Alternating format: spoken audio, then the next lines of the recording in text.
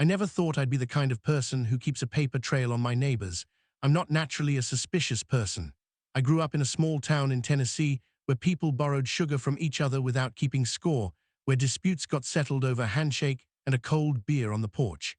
My name is Dale Mercer, and I moved into Puncrust Commons 7 years ago believing I was buying more than a house. I thought I was buying into a community, a real one. The kind where people wave at each other in the morning and look out for each other's kids and maybe, just maybe, help you shovel your driveway after a winter storm without being asked. For the first 2 years, it was exactly that. Puncrust Commons sat on the outer edge of Cluckdale, Virginia, a sprawling suburb that still had enough tree cover to feel almost rural if you squinted. The HOA back then was run by a retired schoolteacher named Harriet Bowman, who sent out newsletters by hand, organized block parties every 4th of July, and generally treated the neighborhood like an extension of her living room. People grumbled sometimes, sure, but never too loudly. Harriet had a way of making even the most stubborn resident feel like their concern had been heard and respected. Then Harriet moved to be closer to her grandkids in Arizona, and everything changed. Marcus Dulra ran unopposed for HOA president in the spring election 3 years ago. I didn't vote against him because I didn't think it mattered. He was a retired mid-level insurance executive who had moved into the development about a year before Harriet left. He wore pressed khaki pants even on weekends. He kept his lawn like a putting green. He waved at people from across the street but never actually crossed it to talk to them. I told my wife, Sandra, that he seemed harmless. That was my first mistake. Within 6 months of Dulra taking over, the HOA had hired a property management company called Pinnacle Residential Services, doubled the monthly dues, and issued 43 violation notices across the development. 43. In a neighborhood of 62 homes. People got notices for things like having a recycling bin visible from the street, for leaving a child's bicycle on their front porch overnight, for having a welcome mat that apparently clashed aesthetically with their door caulk. My next-door neighbor, a retired Air Force colonel named Judd Hutchins, got a violation notice because his American flag was 2 inches larger than the size permitted under the new amended rules. Judd, who had served 3 tours and lost 2 fingers in the Gulf, nearly had a coronary right there in his driveway. I started attending HOA meetings after that, not because I had any particular violation at the time, but because I felt the need to understand what was happening to the neighborhood I loved. The meetings were held in the community center at the back of the development, a small sunderblock building with fluorescent lighting and folding chairs that squeaked against the linoleum whenever anyone shifted their weight. Marcus Dulra ran them like a corporate earnings call.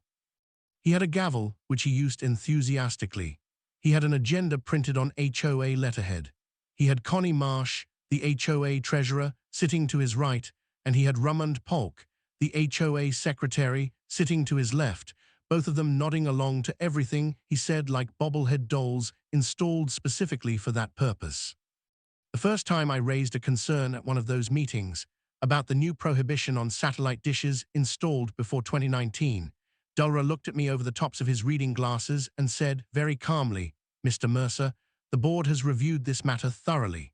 If you have a written grievance, you are welcome to submit it to Pinnacle Residential Services within 30 days of notice, using Form 14B, which is available on the HOA portal." He then moved on before I could respond. I went home and told Sandra what happened.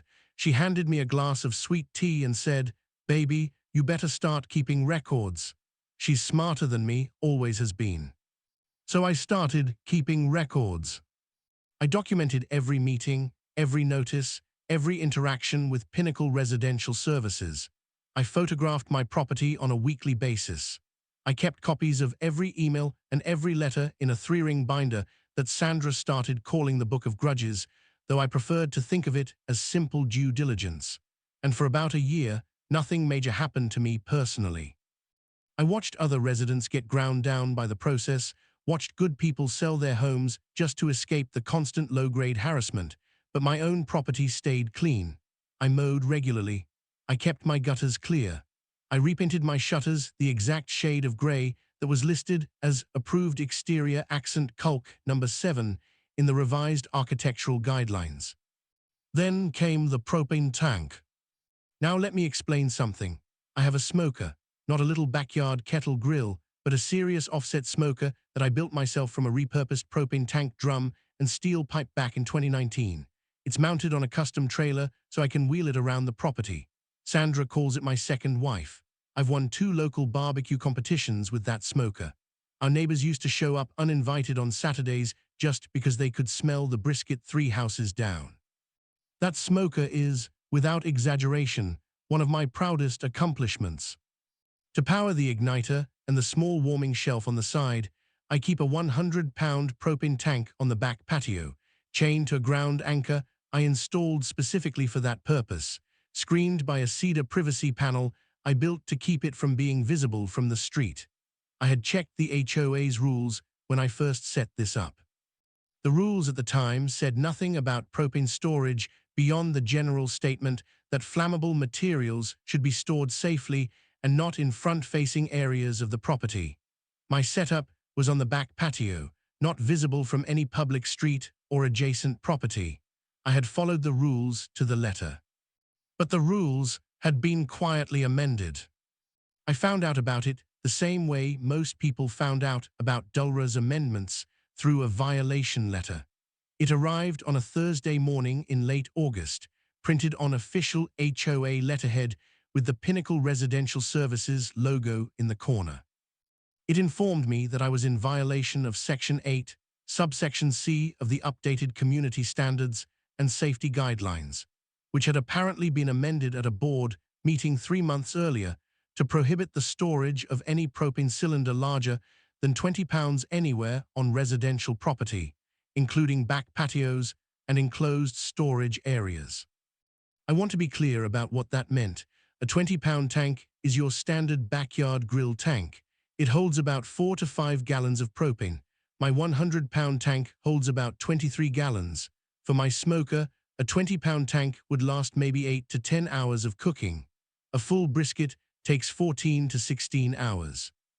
You cannot run a serious smoker on a 20-pound tank without swapping it mid-cook, which creates a dangerous interruption in a low and slow cooking process and is, frankly, an insult to the craft. But beyond the practical absurdity, I was furious about the process. That board meeting 3 months ago, the one where they amended the rules, I had been there. I attended every meeting, and I had no memory of any discussion about propane storage. I pulled out my notes and went through them page by page. Nothing. I went back to the HOA portal and looked at the posted meeting minutes. The minutes showed the amendment as having been unanimously approved under new business, but it was listed as Agenda Item 17, buried at the bottom of a meeting that had already gone 90 minutes over time when most residents had already gone home. That was deliberate. I'm as sure of it as I've ever been sure of anything. I called Pinnacle Residential Services the next morning and spoke to a woman named Dunnas who had the kind of voice that suggested she had personally rehearsed every possible response to every possible complaint. She confirmed the violation, confirmed the 30-day compliance window, and told me that failure to comply would result in a $50 per day fine plus potential legal action.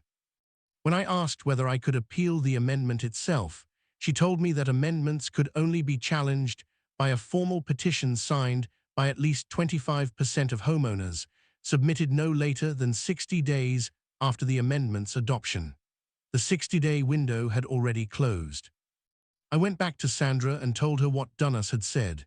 Sandra sat quietly for a moment and then said, "What did they amend exactly? Is it just storage, or is it all propane?" I pulled out the letter and read the exact language. Section 8. Subsection C. No propane cylinder in excess of 20 pounds shall be stored, kept, or maintained on any residential lot, including but not limited to back patios, side yards, enclosed storage structures, and garages. It was comprehensive. It was clearly aimed at people exactly like me. I spent a week drafting a formal written response. I documented the installation date of my propane setup, the safety measures I'd taken, the fact that the amendment had been passed without meaningful community notice, and the practical impossibility of compliance for anyone who used propane for cooking equipment requiring longer burn times. I sent it to Pinnacle Residential Services via certified mail with return receipt requested, because Sandra had taught me that if it isn't documented, it didn't happen. Denise called me 2 days after they received the letter. She told me the board had reviewed my response and would not be modifying their position. The 30-day compliance deadline stood. I asked to speak directly with Marcus Delray. She told me Mr. Delray was unavailable, but that my concerns had been communicated to the board. When I pressed her, she put me on hold for 6 minutes and then came back and said Mr. Delray had confirmed the board's decision. That was it. No discussion, no acknowledgement of the safety measures I'd taken, no engagement with the substance of anything I'd written. That was when I stopped trying to reason with them and started making other plans. The first call I made was to my neighbor 3 doors down, a woman named Patricia Vance, who had retired from the county zoning office after 32 years. Patricia knew every code, every ordinance, and every regulatory body that had jurisdiction over residential property in our county. She was also furious at the HOA in her own right, having received a violation notice the previous spring for a vegetable garden she'd been growing for 15 years. I explained my situation, and she listened carefully. When I finished, she said, "Dale, does your propane setup meet the county fire code for residential propane storage?" I told her I'd had a licensed propane technician install the anchor and I believed it was compliant. She said, "Go find out for certain, because if it does, the HOA's rule may not be enforceable." That sent me down a rabbit hole that consumed the better part of 2 weeks. I pulled the county fire code. I had my propane supplier send me written documentation of the installation. I called the county fire marshal's office and spoke to an inspector named Kevin Tate, who told me, after I described my setup in detail, that my installation was fully compliant with county residential propane storage regulations. He even sent me a letter confirming this after I explained the situation with the HOA. Kevin seemed genuinely annoyed on my behalf. He said he'd seen this before, HOAs passing rules that conflicted with county code and using them as harassment tools. He gave me a case number and told me to call back if I needed anything further. Armed with Kevin's letter, I went back to Patricia. She read it and nodded slowly. Then she said, "Now you need to understand what your HOA actually has the authority to do. Pull your CC and RS." I went home and found the Declaration of Covenants, Conditions, and Restrictions, the founding legal document of Pinecrest Commons HOA, in the stack of papers I'd been given at closing. I had honestly never read the whole thing. Sandra helped me go through it that night at the kitchen table with 2 highlighters and a pot of coffee. What we found was interesting. The CC and RS gave the HOA broad authority to adopt community standards and safety guidelines, but they also contained a clause, Section 14, Paragraph 3, stating that no HOA rule or amendment could require a homeowner to violate applicable county, state, or federal law, regulation, or code. If my propane setup was compliant with county fire code, and the HOA's rule was effectively requiring me to either violate safe cooking practices or remove a legally compliant installation, there was at least an argument to be made. I wasn't a lawyer, I knew I needed one. I found a woman named Carolyn Breyer who had been practicing HOA law in Virginia for 20 years. I called her office and explained the situation. She asked me to email her the violation notice, the amendment text, Kevin Tate's letter, and the relevant sections of the CC and RS. She called me back the next morning. She said my argument had merit, but she was honest with me. HOA disputes were expensive, slow, and emotionally draining. She said the stronger move in the short term was to put the HOA on formal legal notice that I was disputing the enforcement of the rule and that any fines assessed during the dispute period would be legally contested. She drafted a letter for me that referenced the County Fire Code compliance letter, cited Section 14, Paragraph 3 of the CC and RS, and stated clearly that I would seek injunctive relief and recover legal costs if the HOA proceeded with fines while the matter was under legitimate legal dispute. I sent that letter, again by certified mail, on a Friday afternoon in late September. The 30-day compliance deadline was the following Monday. Monday came. I did not remove the propane tank. Nothing happened on Monday. Nothing happened on Tuesday. On Wednesday morning, a white SUV with the Pinnacle Residential Services logo on the door parked in front of my house for about 20 minutes, and I watched from my kitchen window as a man I didn't recognize walked around the side of my house, presumably photographing my back patio. Then he got back in the SUV and left. I photographed the SUV and the man from my window. On Thursday, I got a letter from Pinnacle Residential Services acknowledging receipt of my legal dispute letter and stating that the matter had been referred to the HOA's legal counsel and that fine assessment would be suspended pending legal review. Suspended, not dropped, but suspended meant they'd blinked. Sandra opened a bottle of wine that night. I told her not to celebrate too early. I was right to be cautious, because what Delroy did next wasn't to come after me directly, it was to come after everyone. Within 2 weeks of my legal dispute letter, 3 other homeowners received new or escalated violation notices. Gerald Hutchins got a second notice about his flagpole, this time threatening a lien. Patricia Vance got a notice that her raised garden beds were in violation of a landscaping amendment she'd never been told about. A young couple named Josh and Mia Tamboli, who had just moved in 6 months earlier, got a notice that their baby's outdoor play structure violated the new recreation equipment guidelines, specifically that it exceeded the permitted height by 11 inches. I went to see Gerald and Patricia and then the Tambolis. Each of them had the same look on their face when I showed up at their door, a tired, slightly defeated look, like people who have been fighting a battle on too many fronts for too long. I told each of them what I had done, showed them Carolyn Breyer's letter, and gave them her contact information. Gerald said, "I'm 73 years old, and I'm not letting some insurance man tell me how big my flag can be." Patricia said, "I've been waiting for someone to push back properly. Count me in."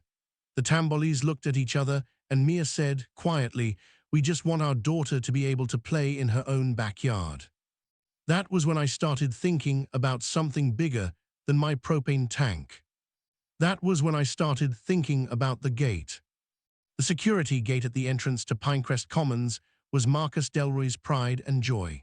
He had pushed for it in his first year as HOA president, ramming it through over significant objections at a cost of roughly $48,000 in HOA reserves, nearly the entire rainy day fund the community had spent years building up. It was an elaborate system, a wrought iron swing gate, a keypad entry for residents, a video intercom for visitors, and most importantly to Delroy, a camera system that monitored the entrance 24 hours a day.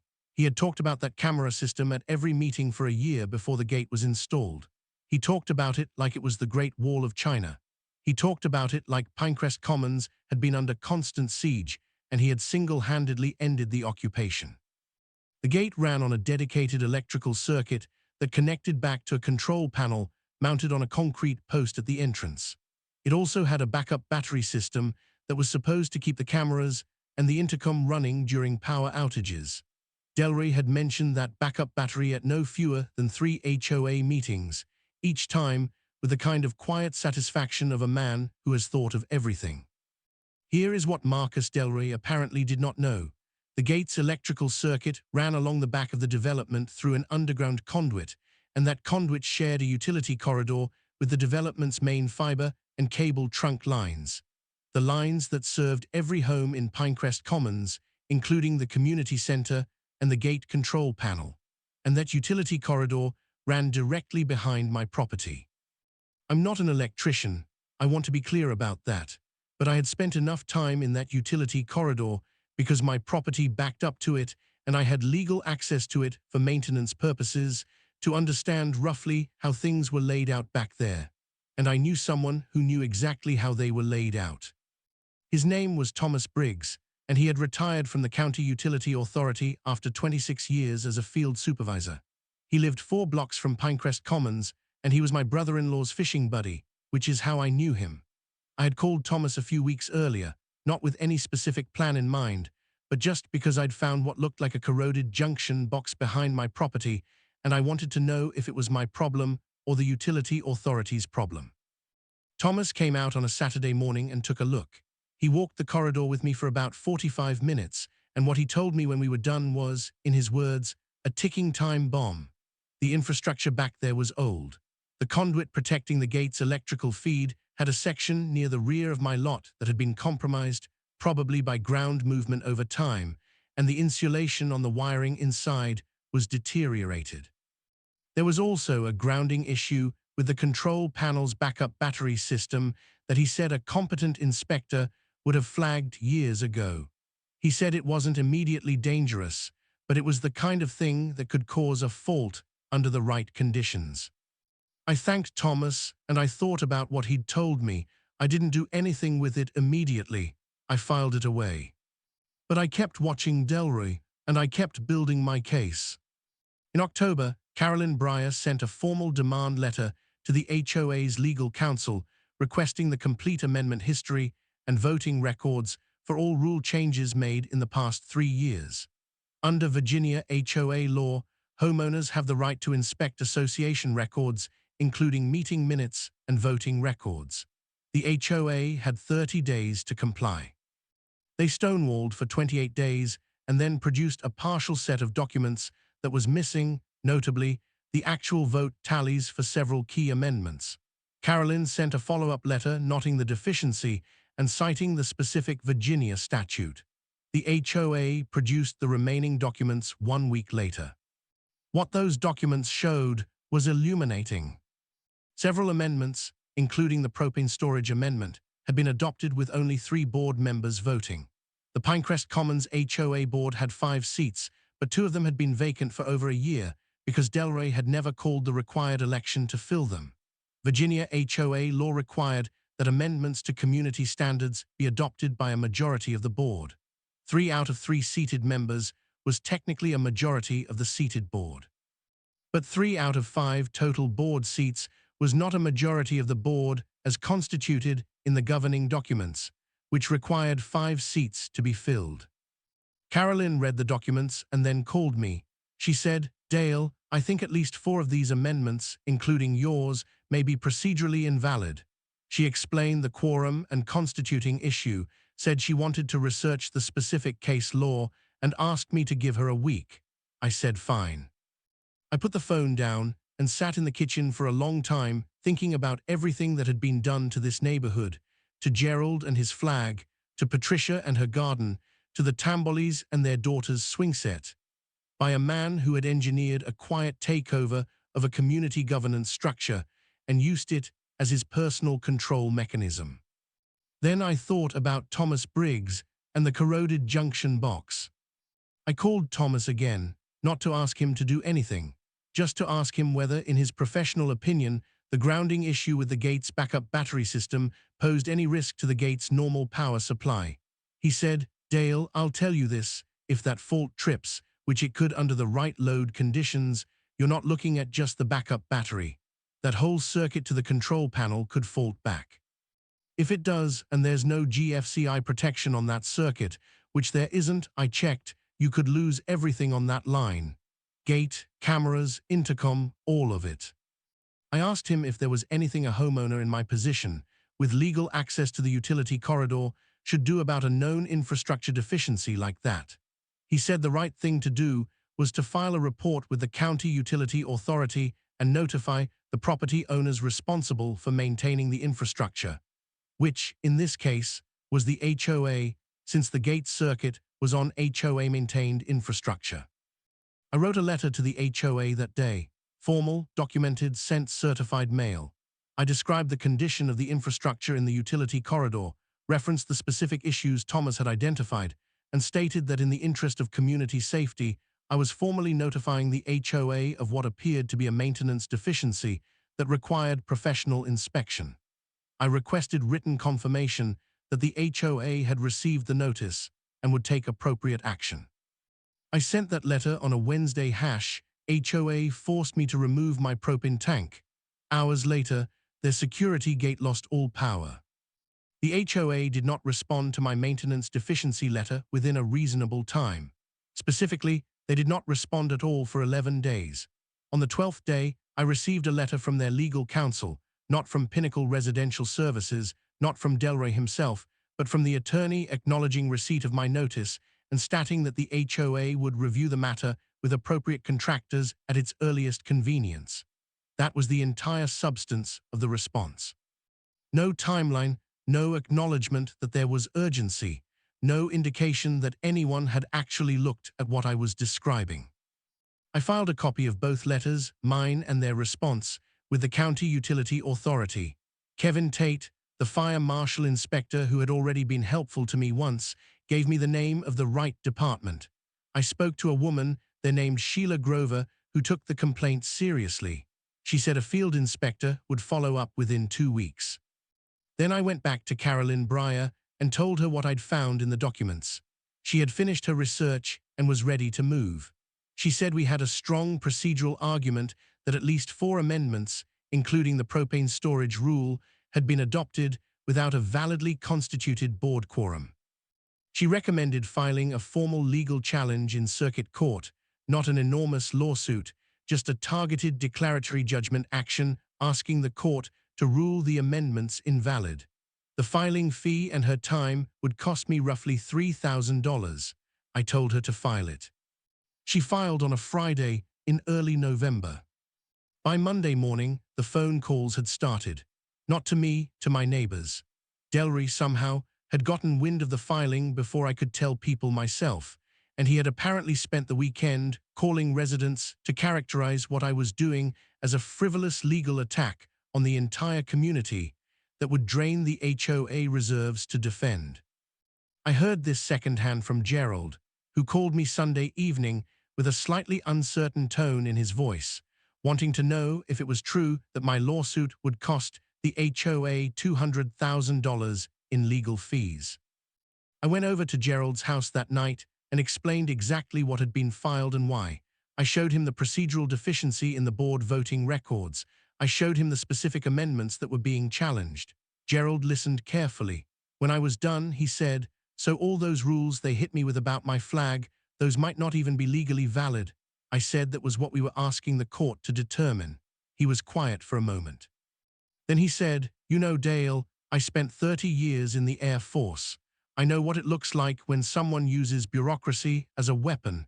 That's what this man has been doing." Gerald made phone calls too. His calls went to different people than Delroy's. Over the next 2 weeks, the legal filing became the dominant topic in Pinecrest Commons. People who had been quietly absorbing violation notices for 2 years suddenly had a framework for understanding what had been happening to them. There was a community meeting, not an official HOA meeting, but an informal gathering at Patricia's house, where 11 homeowners showed up and spent 3 hours comparing notes. The picture that emerged was more systematic than I had realized. Delry had targeted specific residents repeatedly while leaving others entirely alone. The pattern wasn't random. He went after people who challenged him at meetings, people who had prior disputes with him, and significantly, people whose properties were adjacent to lots he appeared to have an interest in. Patricia had done some research of her own. She had pulled the property transfer records for the development over the past 3 years.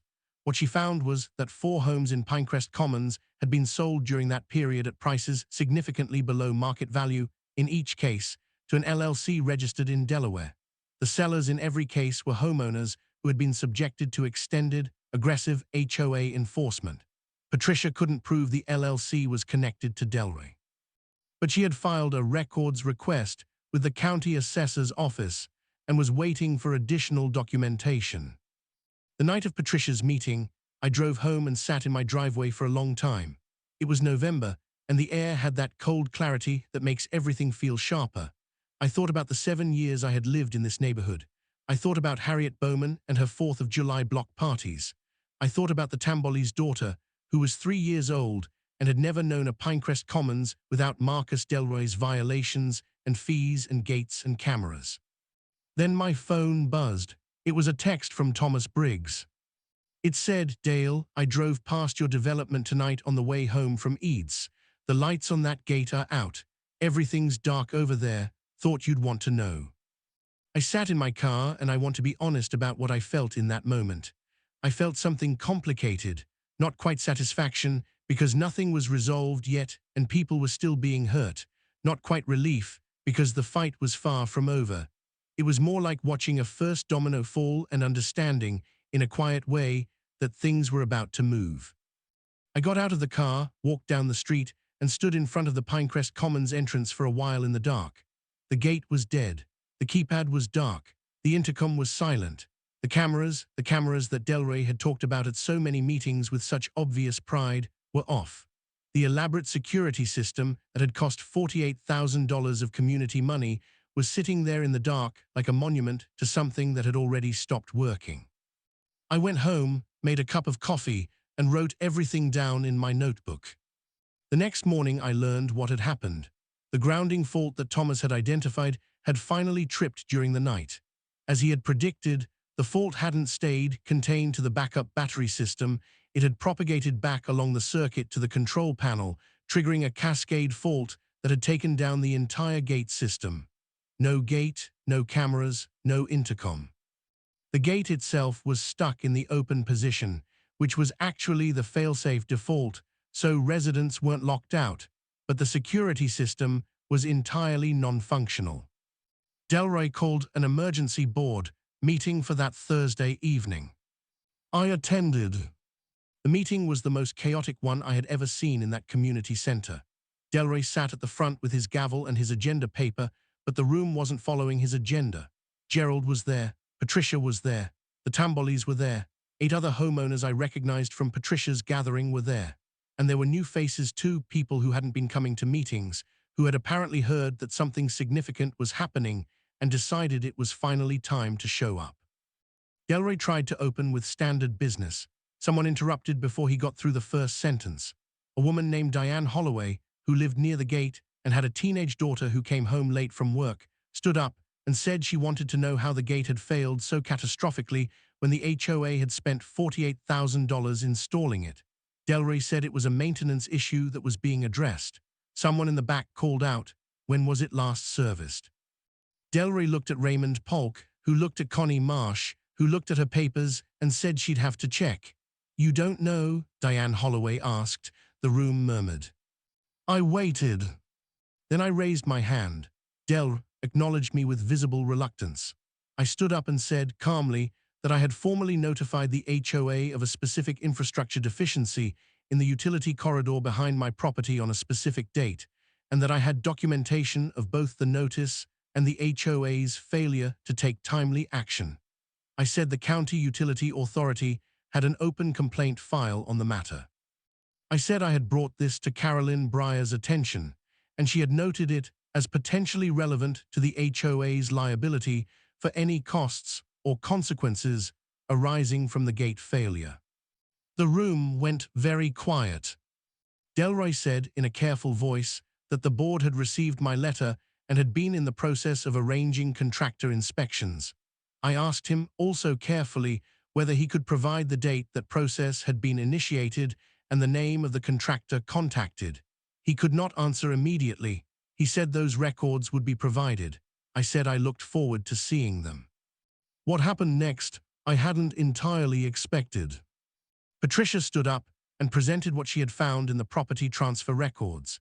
She put it plainly, 4 homes sold at below market value to the same Delaware LLC during a period of escalating HOA enforcement against those homeowners.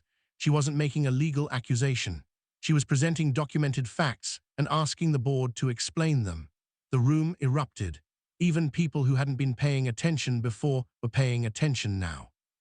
Connie Marsh, the treasurer, looked at Delray, and in that look, a long, uncertain, slightly frightened look, I saw something shift. Connie had been nodding along with Delray for 2 years. Whatever she saw in that moment, it wasn't the confident insurance executive who had convinced her she was part of a well-run organization. It was something else. She looked back at her papers. She said nothing, but her posture had changed. The meeting ended without resolution on most items, but something had broken open that couldn't be closed again. Over the next 3 weeks, the circuit court case moved forward. Carolyn filed the initial brief. The HOA's attorney responded with a motion to dismiss. Carolyn responded to the motion. The gate remained non-functional for 9 days before the HOA finally hired a contractor at a cost of approximately $11,000 to repair and replace the damaged components. $11,000 on top of the original $48,000 for a gate that Delroy had pushed through against community objection.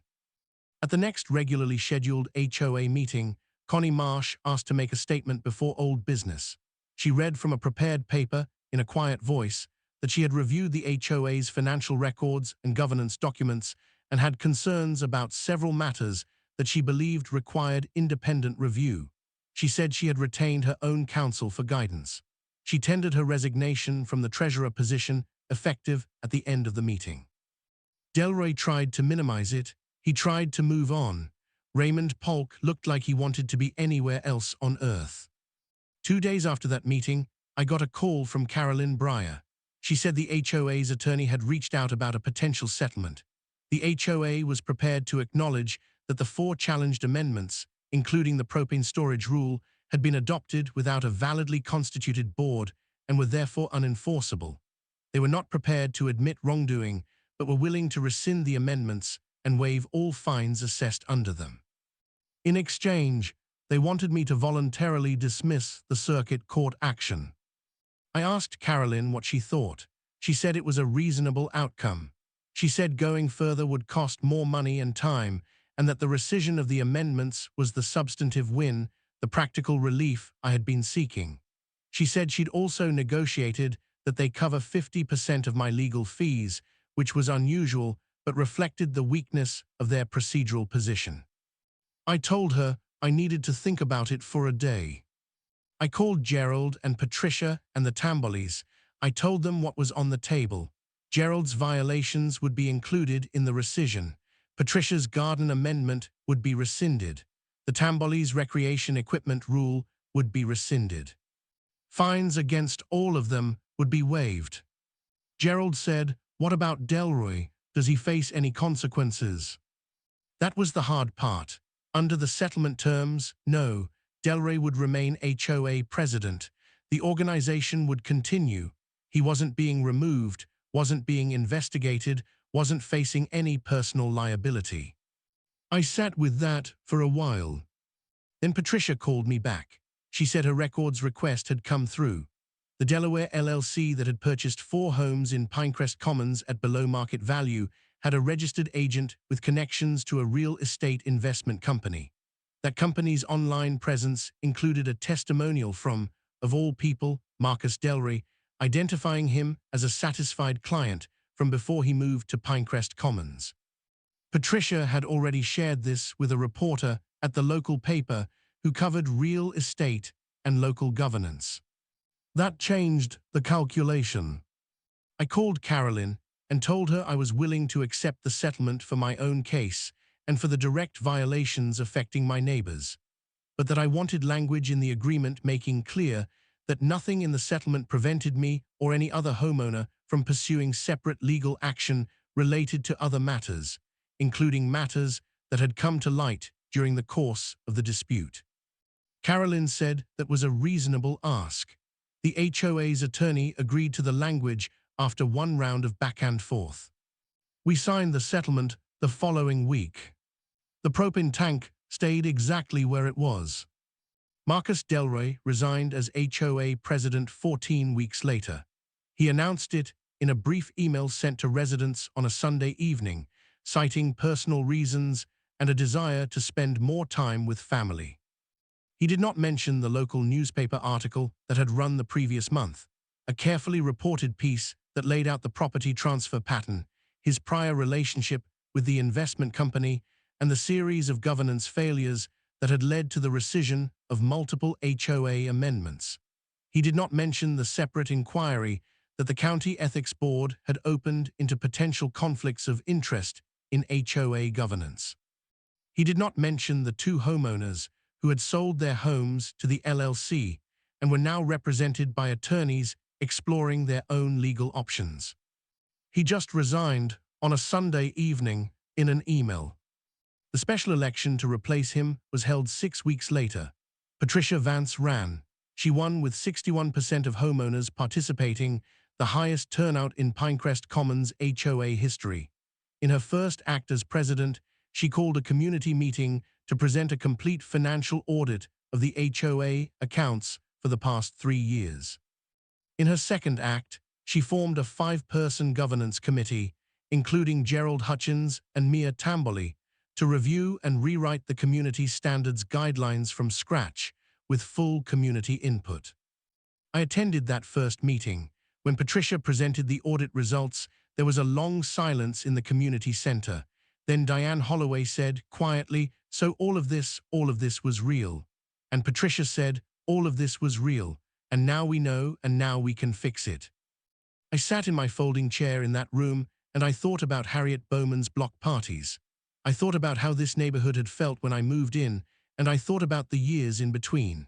I thought about my 3-ring binder of documentation and Sandra's quiet insistence that I keep records, and about Thomas Briggs walking that utility corridor with me and pointing out what had been neglected and compromised and left to fail. I thought about how things break down slowly and how sometimes the only way to restore them is to let the failure become visible. The gate going dark hadn't been something I engineered. It had been the consequence of Delroy's own negligence, his own arrogance, his own certainty that no one would notice or push back. I had noticed, and I had documented, and I had kept pushing back, and eventually the whole structure he had built on procedural manipulation and intimidation and quiet self-dealing, had done what badly maintained structures always do. It had failed under its own weight. The first block party under Patricia's leadership was held the following June. She sent out actual paper invitations, the same way Harriet used to do. Sandra and I arrived early, and I wheeled the smoker out to the cul-de-sac, and by noon, the entire neighborhood could smell the brisket. Gerald stood next to me for a while, turning his glass of lemonade slowly in his hands, watching the neighborhood fill in around us. He looked up at his flagpole, where a flag that was exactly the right size was snapping in the summer breeze. He said, without looking at me, "You know what gets me, Dale? All of this, all those letters and meetings and lawyers and the gate going dark, all of it started because a man wanted to tell you where to put a propane tank." I turned the brisket and thought about that for a second. Then I said, "No, Gerald, it started because a man thought no one would keep track of what he was doing. The propane tank was just the day I started keeping track out loud." Gerald nodded slowly. He took a sip of his lemonade, and then he laughed, a real laugh, the kind that takes you by surprise, and said, "Well, Dale, I'm glad your brisket takes 14 hours. If it had taken 6, none of this might have happened." The brisket was done at 2:30 that afternoon. People lined up halfway down the block. Sandra stood beside me with a paper plate and the particular expression she wears when she doesn't want to say "I told you so," but is saying it anyway with her eyes. I handed her the first slice. I had kept the records. I had followed the process. I had not done anything wrong, had not acted in anger, had not tried to accelerate what needed to happen on its own timeline. The gate had gone dark because Marcus Delroy had spent $48,000 of community money on a system he never maintained, in a utility corridor he never inspected, connected to infrastructure that had been quietly deteriorating for years, while he was busy writing violation letters and attending board meetings and building something that looked like order but was really just control dressed up in khaki pants and parliamentary procedure. In the end, all I did was keep my propane tank where it belonged, document what I saw, and wait for the truth to run on its own schedule.